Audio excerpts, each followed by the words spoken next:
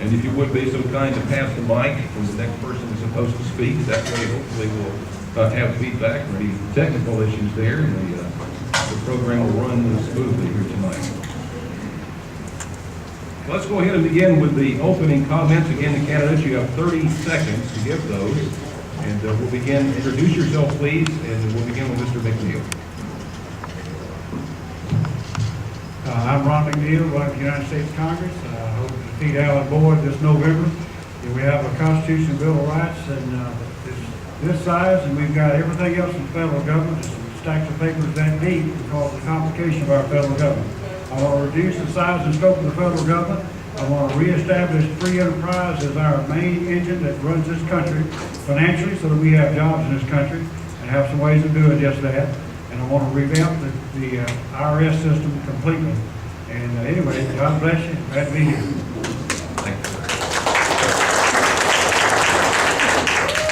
Apparently it's going to be short and sweet. I'm Barbara. I'm Barbara Olsher. I'm running for Congress. I'm the only woman in the Republican primary.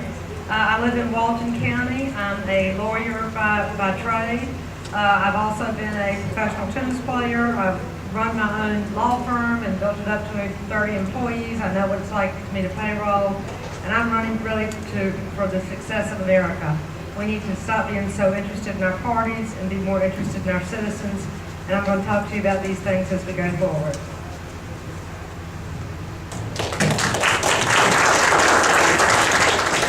Good evening. I'm Dave Scholl. I'm a 1981 graduate of the United States Air Force Academy. I'm a 28-year Air Force veteran. I flew F-15s over at Eglin Air Force Base. I retired last June as a lieutenant colonel. Live over in Niceville with my wife and 3 children. I'm a Reagan Republican. What I want to see is us balance our budget. I want to see us grow jobs by cutting taxes across the board, making it easier for small business to create the jobs in America. I'm pro-life. And I'm strong on defense. Thank you.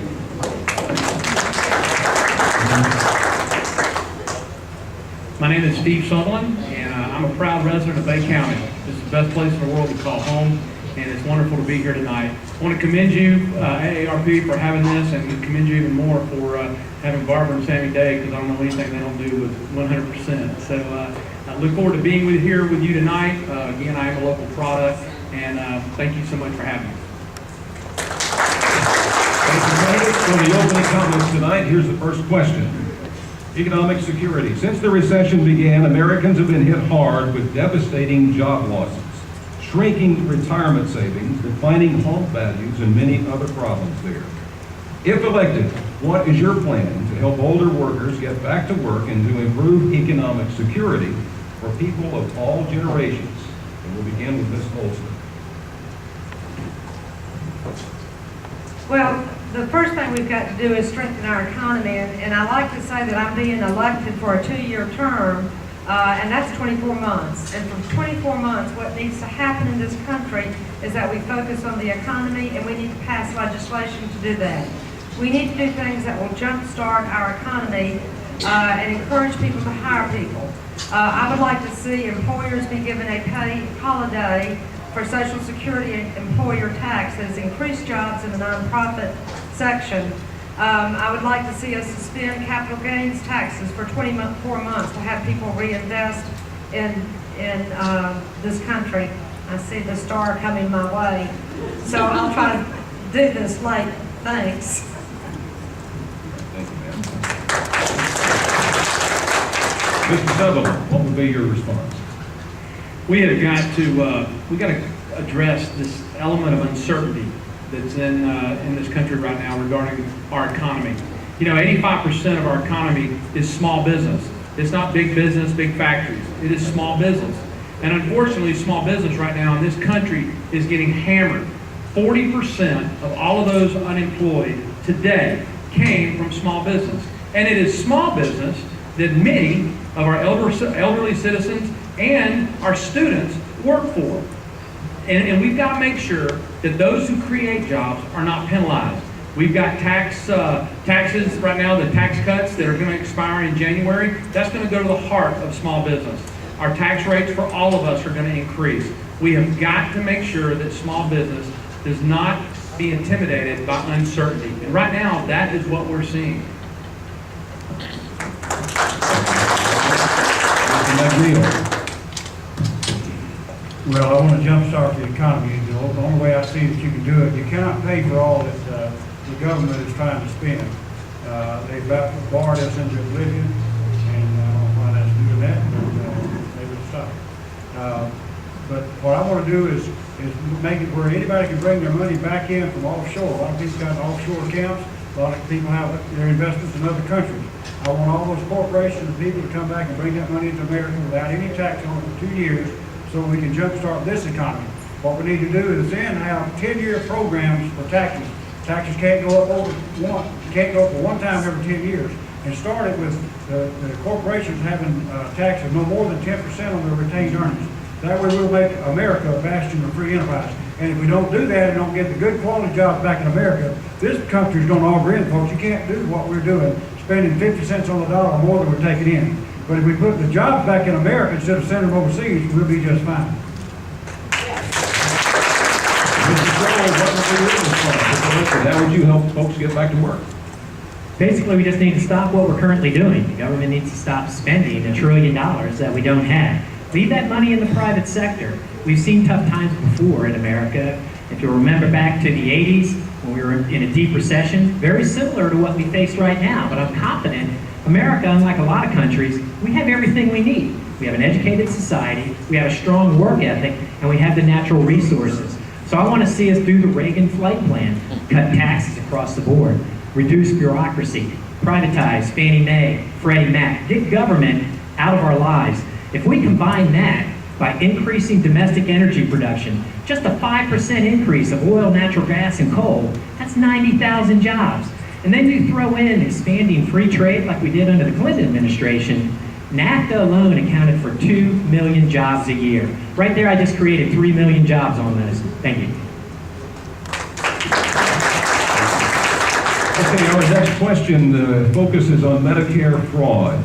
Millions of seniors fall victim to Medicare fraud every year, whether it's phony billing schemes, identity theft, or paying kickbacks to gain more business. It's costing taxpayers millions of dollars. If elected, what would you do to crack down on Medicare fraud? Mr. Sullivan.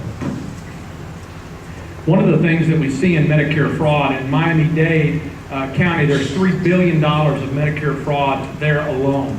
And unfortunately, when we seize and shut down a facility that is guilty of fraud, we do not go after those profits and those assets that fraud has created.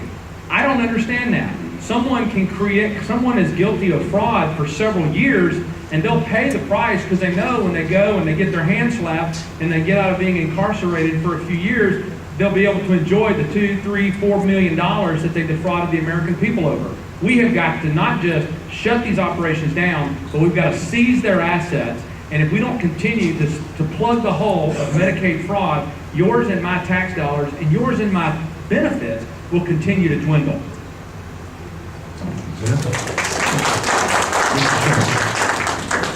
This is a huge problem. Every year our government spends $60 billion in fraud, waste, and abuse with Medicare and Medicaid alone. To target that, we don't have to expand the government. All we need to do is increase the use of technologies. We can stay ahead of these individuals because they have to file these documents electronically. So we're going to see the increases that are coming out in terms of requests for payments. You can target that electronically via computer software. Then we can go to that agency that is doing the false billing, and then we can shut them down, we can try them, and we can send them to jail. But we need to send a clear signal that we're not going to tolerate it. And we also need to get out and let's expand, the American family. We got to let the people know that are helping their parents. I just took care of my mom during her final months, and I was able to watch over things like that and help her. So we need to make sure that the family support members are also aware of the fraud that's going on and bring them into the loop. The American family is a great institution, and our government needs to stop tearing it down. What would you do if elected to fight Medicare fraud? Well, this is something I know something about. I, with a team of lawyers, represented all the physicians in this country and all of the medical associations in the United States when we sued the HMOs for the way that their billing practices in regards to the doctors. And I want to say two things. Number one, for those of you who are currently on Medicare, you don't need to worry about being on Medicare, about that benefit going away. That is fine. What is unsustainable is Medicare for the future for children and grandchildren. We can't fix Medicare until we fix the way health care is delivered in this system. It's really our whole health care system that is broken.